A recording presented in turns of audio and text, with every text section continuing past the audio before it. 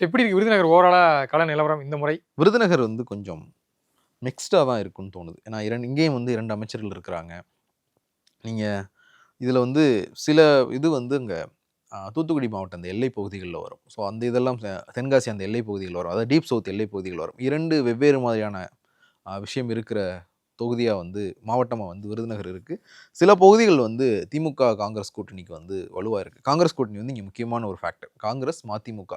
இப்ப தேமுதிகவும் சேர்ந்து இருக்கிறதுனால அவங்களுக்கு வந்து ஒரு ஆடான் தான். இப்ப இந்த கூட்டணி அப்படியே கன்டினியூ ஆகுதுன்னு வைங்களேன். திமுக, காங்கிரஸ், மதிமுக, தேமுதிக அந்த கூட்டணி கன்டினியூ ஆகுது அப்படின்னா, அது வந்து திமுகவுக்கு வந்து ஒரு பெரிய பூஸ்ட்டாவே வந்து இந்த மாவட்டம் வந்து இருக்கும். ஏன்னா, அங்க நாயக்கர் சமூகவுடைய நாயக்கர்கள், ரெட்டியார்கள் சமூக வாக்குகள் வந்து கொஞ்சம் பரவலா இருக்கு. இந்த லிங்குவிஸ்டிக் மைனாரிட்டிஸ்னுடைய வாக்குகள் வந்து ஏற்கனவே வந்து திமுகவுக்கு சாதகமான வாக்குகள், மதிமுகவுக்கும் சாதகமான வாக்குகள். இப்போ தேமுதிகவும் வந்திருக்கிறனால தேமுதிகவினுடைய வாக்கு வங்கியுமே அதுதான். லிங்குவிஸ்டிக் மைனாரிட்டிஸ் தான் வந்து தேமுதிகவினுடைய பிரதான வாக்கு வங்கி.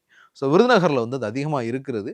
ராமநாதபுரம் மாவட்டம் அந்த எல்லைப் பகுதியில் ஒட்டிய பகுதிகளில் பார்க்கும்போது வந்து இங்கே முக்குளத்தூர் சமூக வாக்குகள் வந்து பரவலாக இருக்கும். அதே மாதிரி வந்து நாடார் சமூக வாக்குகள் வந்து பரவலாக இருக்கும்.